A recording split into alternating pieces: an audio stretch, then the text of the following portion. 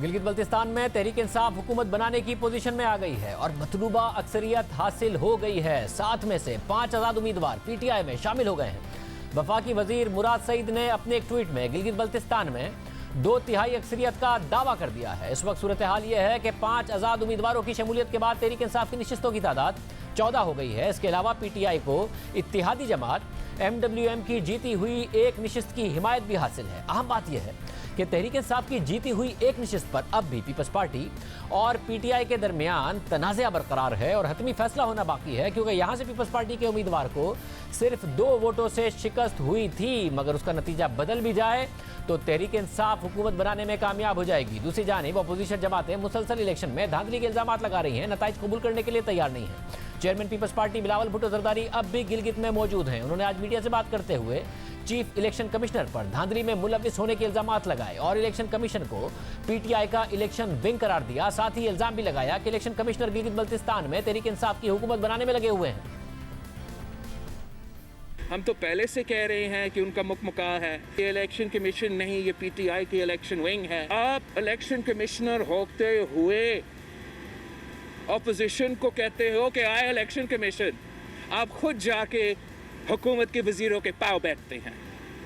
आपने गिलगित बल्तिस्तान के अवाम को बेच दिए हैं। आप अपना ओहदा को नहीं संभाल सका। आप इतना ढिठाई से हर टीवी चैनल पे झूठ पे कह रहे हैं कि ये इलेक्शन साफ और शफाफ थे।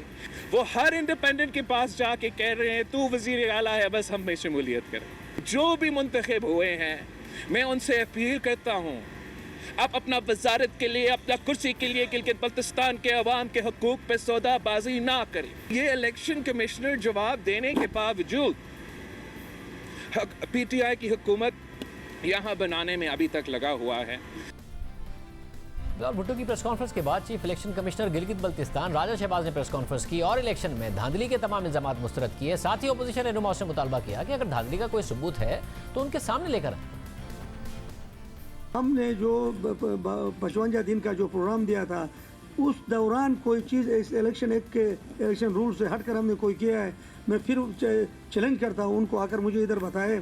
ये प्रेस में जाकर झूठे इल्ज़ाम जो लगाकर वावला करते हैं ना, मीडिया में शोर मचाकर वावला करने वालों को मैं दावत देता हूँ, अगर इनके पास कोई सबूत है तो इलेक्शन कमीशन से रुजू करे, ताकि दूध का दूध पानी का पानी हो जाएगा। मैंने इलेक्शन ट्रिब्यूनल भी मैंने कायम किया, तो कल से वो ट्रिब्यूनल अपना काम करेगा। जिन को अगर ग्रीवेंसेस है तो ये लेकर ट्रिब्यूनल में जाए, री काउंटिंग भी हो सकती है, री पोलिंग भी हो सकती है और हर चीज़ साफ सुथरा होगा। 1 महीने से वो तो अपना सबक रट कर रहे थे ना, दंदली। तो मैं कहा यार वो दंदली क्या चीज़ है, उसका सींग है, दुम है, क्या है, पर है, वो इधर आकर दिखाएं ना, ताकि नजर आए। दिलचस्प बात यह है कि इलेक्शन के एक रोज बाद ही जब पीपल्स पार्टी की जानिब से धांधली के इल्जाम लगे तो उस वक्त भी चीफ इलेक्शन कमिश्नर ने कहा था कि बिलावल प्रेस कॉन्फ्रेंस करने के बजाय बेहतर है मेरे दफ्तर आए, जिस पर ढूंढ लीक के रहनुमा एहसन इकबाल ने ट्वीट किया और चीफ इलेक्शन कमिश्नर को मुखातिब करते हुए कहा कि जनाब मैं आपके दफ्तर आया था और आपने फरमाया था कि मेरी कोई नहीं सुनता। मगर अब चीफ इलेक्शन कमिश्नर दोबारा अपोजिशन से धांधली के सबूत लाने का मुतालबा कर रहे हैं। इलेक्शन को साफ और शफाफ करार दे रहे हैं, मगर अपोजिशन मुसलसल इंतखाबात को धांधली ज़दा करार दे रही है। गुज़िश्ता रोज़ गिलगित बल्तिस्तान इलेक्शन के हवाले से इंतखाबी अमल का जायज़ा लेने वाले इदारे फाफिन की रिपोर्ट सामने आई है, जिसके मुताबिक गिलगित बल्तिस्तान के इंतखाबात मुनज़्ज़म और पुरअमन रहे। वोट कास्ट करने और गिनती का अमल मजमूई तौर पर शफाफ रहा, ताहम नताइज के इंतजामात में मसाइल सामने आए। तशद्दुद और एहतजाज के चंद वाक़यात रिपोर्ट हुए।